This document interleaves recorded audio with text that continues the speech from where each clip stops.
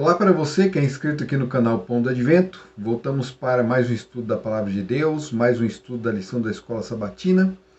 Esse trimestre nós estamos falando sobre o descanso em Cristo. E neste vídeo nós vamos estudar sobre a vida de José. Nós vamos fazer considerações aqui sobre a vida, sobre a experiência de José. Nós estudamos sobre Davi na semana retrasada, falamos de Jesus, o convite de Jesus na semana passada, e agora vamos falar sobre José, o filho de Jacó, que teve uma experiência muito bonita, mas que ninguém queria passar por ela. Ninguém quer passar por uma experiência como essa que foi vivida por José, ninguém. Mas ele passou e ele foi um vencedor em todas as suas dificuldades, em todas as lutas que se apresentaram diante dele, ele foi mais do que vencedor. Isso porque ele sempre esteve, em todo momento, ao lado de Deus. Então vamos lá, o tema geral da lição dessa semana é encontrando descanso nos laços familiares. Então José, ele é um personagem, um personagem espetacular da palavra de Deus. Ele foi filho de Jacó. Jacó ele teve 12 filhos e José foi um dos últimos filhos de Jacó. José era filho de Raquel, a mulher a quem Jacó amava. Jacó, por conta de uma trapaça, de um plano sórdido lá do seu sogro, ele acabou casando com a mulher que ele não queria, Leia. Depois ele trabalhou mais 7 anos para Labão, seu sogro, para poder se casar com uma mulher com quem ele ama. Na verdade, ele casou imediatamente após o casamento com Leia, ele se casou também com Raquel. Mas o pacto foi o seguinte, ele casaria com Raquel, mas teria que trabalhar mais 7 anos. Ele trabalhou então 14 anos, 7 para casar com Leia, quer dizer, a intenção era casar com Raquel, mas acabou casando-se com Leia por causa de um ardil do sogro dele. E depois trabalhou mais 7 anos porque havia se casado com Raquel. Raquel foi dada como esposa para Jacó. Então a história toda já começa errada daí. Então Jacó ele teve 2 esposas. Embora a gente saiba que naquele tempo o casamento poligâmico era visto com bons olhos pelas culturas que haviam naquela região, Deus nunca viu com bons olhos isso. A gente tem na história do Gênesis, lá no início, Deus fazendo uma esposa para Adão, e havia também só um marido para Eva, então era Adão e Eva, o primeiro par, e o formato de família que surgiu ali no Éden era esse, marido e mulher e filhos. Não era para ter muitas esposas, nem muitos maridos, era um marido, uma esposa. Os dois casados com Cristo, fazendo parte desse enlace. Então não há lugar para uma terceira, quarta, quinta. Mas o Jacó, infelizmente, ele não obedeceu as regras. Alguém pode falar assim, mas ele não sabia, Deus não havia dado ordem. Deus já havia dado ordem. A lei de Deus ela é eterna. Esse mandamento é conhecido desde o Éden, desde o início. Então, por tradição oral, eles conheciam as regras, os mandamentos de Deus. Mas por estarem inseridos ali em uma cultura que aceitava esse tipo de coisa, Deus acabou também tolerando a atitude de Jacó, porém isso não significa que isso não teria consequências.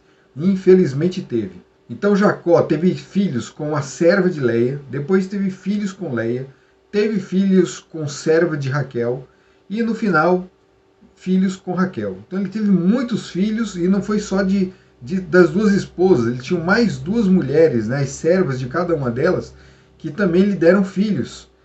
E de forma que ele teve um total de 12 homens, teve filhas também, mas esses 12 homens, eles se tornaram os 12 patriarcas, as 12 tribos, se tornariam futuramente as 12 tribos de Israel.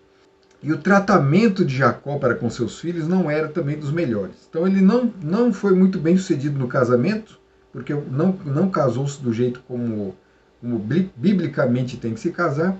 Ele não foi o bom pai, porque ele não cuidou corretamente dos seus filhos. Então a gente encontra vários problemas aqui. A lição mesmo, ela indica aqui, por exemplo, Havia rivalidade entre as esposas, entre Léia e Raquel, né, porque tanto uma como a outra queria que os seus filhos, o primogênito de cada um tivesse a primazia, fosse o líder de toda aquela tribo ali. Então havia divergências, né, rivalidade entre as mulheres, não só por conta dos filhos, mas também pelo amor de Jacó, né, pela atenção de Jacó. As duas amavam muito a Jacó, mas Jacó, na verdade, só amava Raquel. Os irmãos mais velhos de José massacraram homens da cidade de Siquém, né, porque um deles teve relacionamento com, né, violentou uma de suas irmãs. Por conta disso, eles massacraram toda aquela tribo, todo aquele povo, e massacraram os líderes de Siquém, da cidade de Siquém. Rúben acabou tendo um caso, né, teve um relacionamento com uma das concubinas de Jacó, uma das mulheres com quem ele teve filhos também, ou seja, ele se deitou com uma das mulheres de Jacó, do seu pai. E Judá teve um caso com uma prostituta que na verdade era sua nora, que estava viúva, teve filhos gêmeos com essa nora. Então, são muitos eventos, né, muitas complicações que acontecem na família.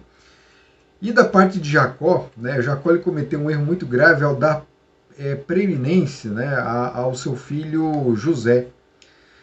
E olha só o que esse texto declara aqui, esse texto da palavra de Deus declara em Gênesis 37, 3, 4. Ora, Israel amava mais José do que todos os seus outros filhos, porque era filho de sua velhice. E mandou fazer para ele uma túnica talar de mangas compridas. Quando os seus irmãos viram que o pai o amava mais do que todos os outros filhos, odiaram-no e já não podiam falar com ele de forma pacífica. Então Jacó, sem saber, ele aumentou o ciúme, já havia um ciúme por parte de seus irmãos em relação a José, porque José era a criança amada e José ele era mimado. José era o leve-trás, José era aquele que, quando o irmão cometia um erro, ele vinha contar para o pai. Então ele estava sempre no pé dos irmãos para ver se os irmãos faziam alguma coisa de errado e vinha contar para o pai. Sem falar que José teve alguns sonhos, eram sonhos proféticos, que indicavam que no futuro os irmãos dele se prostrariam diante dele, inclusive seu pai também. E isso elevou mais ainda o ciúme de seus irmãos. Só que a gota d'água foi quando o pai deu uma túnica colorida, né, e comprida para o seu filho José. Né? Então, era uma túnica cara, porque roupas coloridas eram difíceis naquela época. E era uma veste que não era uma veste de trabalhador. Era justamente a veste de quem teria preeminência, liderança no meio de toda a tribo. Então, aquilo ali deixou eles terrivelmente abalados. E aí, o passo seguinte foi tentar se livrar de José. O que eles fizeram? Primeiro tentaram matar, mas Rúben, né, pesou na consciência de Rúben ali tudo que eles estavam planejando fazer com o seu irmão. Então eles resolveram fazer o seguinte: vamos vender. Tiraram ele de dentro de um poço, eles iam matar, eles colocaram dentro de um poço para depois matarem, né? O plano era matar José. Então eles venderam, para não matar, eles venderam para uma caravana de midianitas que passava por ali. Depois levaram as vestes sujas de sangue de um animal para Jacó, e Jacó chorou muito a perda de seu filho. Jacó ele viveu longos anos de sua vida acreditando que havia perdido seu filho. José foi então levado para o Egito, e lá no Egito foi vendido como escravo para a casa de Putifar. Putifar ele era um alto oficial do faraó, né? Ele tinha um cargo muito importante ali diante do faraó, ele era o chefe da guarda, e José foi trabalhar para ele. E aí as coisas que eram, né, vocês imaginem a cabeça de José diante de uma situação dessa. Ele nunca mais ia ver o pai, ele nunca mais ia ver a sua família, né, embora ele tivesse esse relacionamento conturbado com os irmãos, ele amava os irmãos, amava as irmãs também, então tinha sobrinhos também nessa história, a família era grande. E José não ia mais vê-los, né? Então o coração dele estava muito, não era só a tristeza, mas também o desespero. A tristeza também de saber que o pai não o viria mais. Ele estava triste pelo pai, pela sua própria família. Essa foi a vida, essa foi a tragédia na vida de José. Só que lá no Egito, trabalhando para Potifar, José começou a exibir os seus talentos, as suas capacidades, e rapidamente Potifar descobriu que aquele escravo não era um simples escravo, era uma pessoa muito preparada e muito inteligente. E ele acabou colocando José como chefe da sua casa. Ele podia ir e vir, ele cuidava de todos os bens da casa, ele era um mordomo da casa de Potifar. Potifar colocou ele, abaixo de Potifar era ele. A lição então vem chamando a nossa atenção, né, para um tópico que fala sobre o valor, o verdadeiro valor próprio. Imagine José lá no Egito, os pensamentos que lhe passavam pela cabeça. Ele era o mais honrado ali, ele tinha tudo do seu pai ali naquela tribo, na tribo em que eles viviam. Ele era rico, né? Jacó era um homem rico, dono de muitos bens, né? Não foi à toa que ele deu aquele presente, um presente caro, que era aquela túnica, para o seu filho. E quantos outros presentes ele não deve ter ganho, né? A Bíblia relata o caso da túnica, porque ele foi a gota d'água, e também mostra ali quais eram as intenções de Jacó em relação ao seu filho José. Mas ele tinha de tudo, e agora ele não era ninguém, ele não era nada, ele era apenas um escravo. Mas veja que mesmo nessa situação, ele quando foi colocado numa situação de servidão, onde ele deveria obedecer a um senhor, ele não pensou assim, por que eu vou fazer isso? Para que eu vou agir bem aqui com esse homem? José não se rebela, José não se revolta. Muito pelo contrário, José ele tinha a mente, o olhar fito em Deus. Ele lembrava-se da promessa também que foi dada a Abraão. Ele sabia que havia uma esperança, havia um futuro promissor. E ele sabia também que ele, como servo de Deus, deveria dar um bom exemplo a todos aqueles que estiverem ao seu redor. José ele tinha, apesar dessa característica, né, de filho mimado que ele tinha, ele tinha poucos vícios e muito mais virtudes em seu caráter. E isso foi observado pelo seu amo, né? Ele recebeu reconhecimento. Então José, ele não se deixou abater pelas circunstâncias, e no local onde ele estava, ele deu o melhor de si. Então não interessava se ele estava trabalhando como um escravo, ele seria o melhor dos escravos. Se ele foi colocado como chefe da casa de Potifar, ele seria o melhor chefe da casa. Em tudo ele deu o melhor de si. Ele procurou transformar toda aquela situação ruim numa situação boa.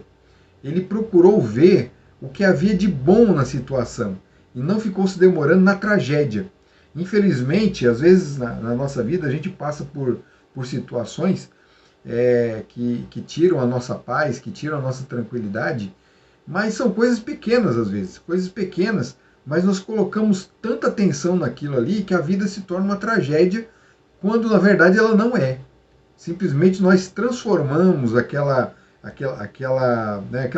velha história da tempestade no copo de água, né? Você sabe disso aí. A tempestade no copo de água. Não tem como, né? Um maremoto, um terremoto ali no copo de água. É um objeto muito pequeno. É um pedaço, é uma fatia muito pequena da nossa vida para a gente transformar numa tragédia tão grande assim. José ele não se deixava bater. Ele permanecia firme. Mas as provas não paravam por aí. A palavra de Deus nos fala que ali na casa de Potifar, José foi provado. Porque José, ele era um homem bonito, ele era um rapaz assim que chamava atenção. E a esposa de Potifar começou a ter interesse em José. E certo dia ela fez uma proposta. Ela veio conversar com José e falou assim pediu para que José se deitasse com ela. E José disse não. Olha só quais foram as palavras de José. Como, pois, cometeria eu tamanha maldade e pecaria contra Deus? E Gênesis 39, 9. Como é que ele cometeria tamanha maldade e pecaria contra Deus? José entendia que a esposa de Potifar não era sua esposa, tanto é que ele mesmo declara, assim, olha, eu tenho tudo nessa casa. O meu amo, o meu senhor, ele me deu tudo. Tudo, eu posso ir, eu posso vir, eu posso usar qualquer coisa da casa, de todos os bens do meu senhor. Porém, uma coisa só ele não deixou colocar a mão, foi na senhora. Eu não posso, a senhora não me pertence, a senhora pertence a ele. Isso, na verdade, ele já estava dando uma lição a ela, para ela também entender qual era o lugar dela. Ela era esposa de Potifar, deveria respeitar o seu marido, e o marido também respeitar a esposa. Não sei se Potifar respeitava, provavelmente não.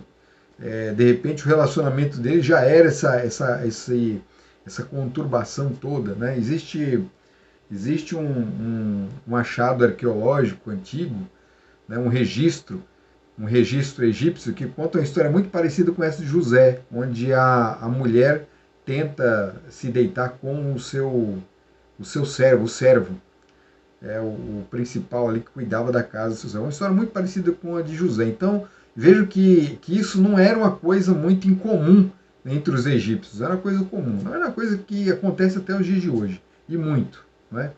Então, José, ele teve força, ele teve firmeza moral, ele teve firmeza de caráter, e é lógico que essa firmeza não era baseada em nada, era uma firmeza que estava alicerçada, era uma construção, no caráter dele estava alicerçado em princípios eternos, na aliança eterna que foi feita com Abraão, com Isaac e com Jacó.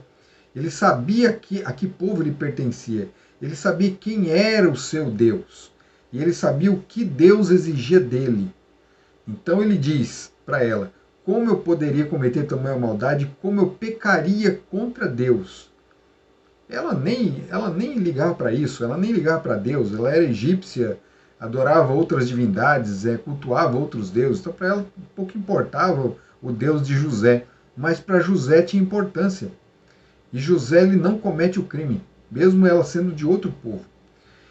Só que ela era uma cilada. Um dia, né, ela tentou várias vezes, né, tentou convencê-lo outras vezes, mas um dia, quando estavam sozinhos, não havia ninguém em casa, Potifar, não havia ninguém ali na casa, ninguém para. Os dois se encontravam sozinhos na casa, ela agarrou José e tentou forçá-lo a se deitar, né, a que ele se deitasse com ela. Mas José foge, ele larga a roupa que ele está vestindo lá, a túnica, o manto que ele veste, fica nas mãos dela e ele vai embora, ele foge. Aí ela não suporta rejeição e acusa José de tê-la violentado, e ela tinha a prova. A prova estava ali nas mãos dela, a túnica de José.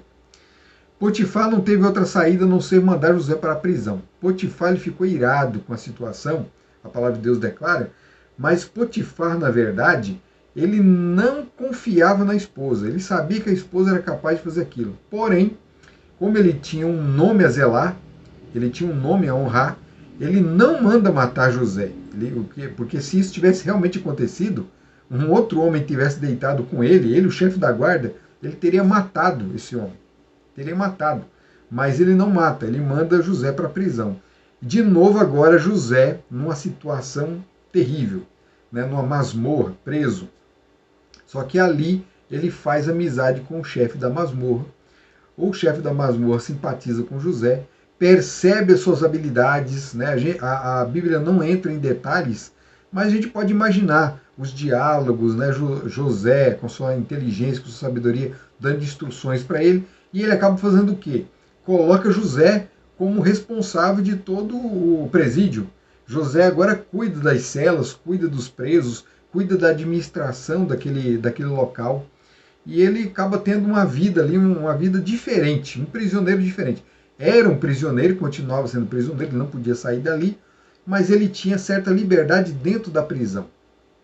Certo dia, né, chega até ele, né, 2 novos prisioneiros, e José foi dado cuidado desses 2 homens, e um era o copeiro do faraó, e o outro era o padeiro.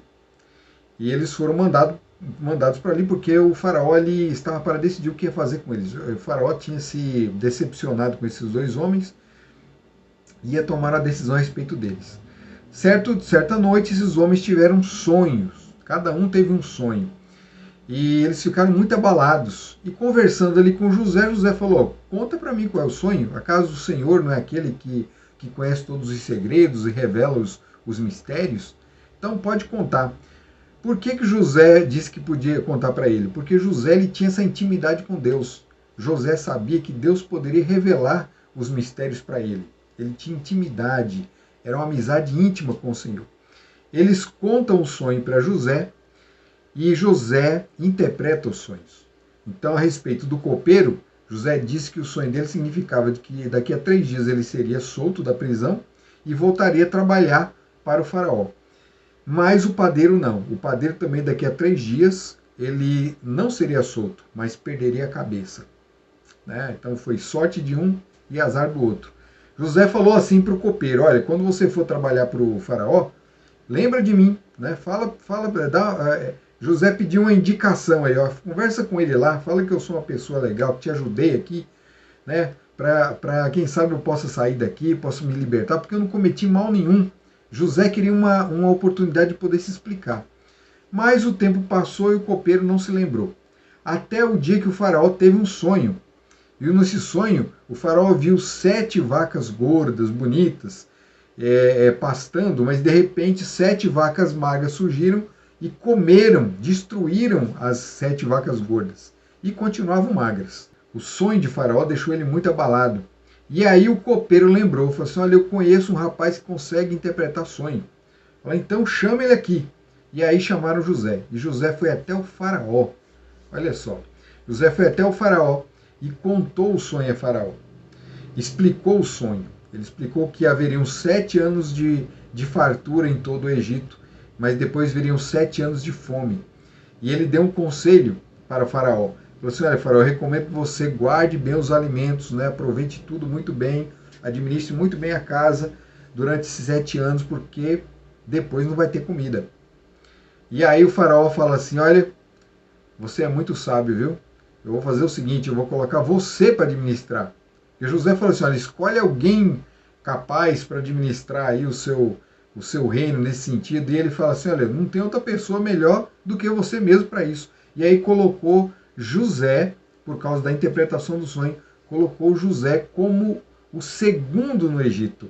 Abaixo de Faraó era José. José recebeu um selo, um anel de selar, um anel que indicava o seu grande grau de responsabilidade, e José ficou sendo ali o senhor de todo o Egito abaixo de Faraó. Então veja que a trajetória de José foi uma trajetória assim muito difícil, de muitas lutas, de muitas batalhas. Mas ele saiu vitorioso de todas elas, a cada momento, a cada instante. No futuro, ali, depois de passado todo o período, todos os 7 anos de fartura, agora a fome havia assolado o mundo todo. E a fama do Egito era muito grande nessa época, porque o Egito era o único que tinha comida. E muitas pessoas vinham de lugares distantes para comprar comida ali no Egito. Isso acabou até enriquecendo o Egito.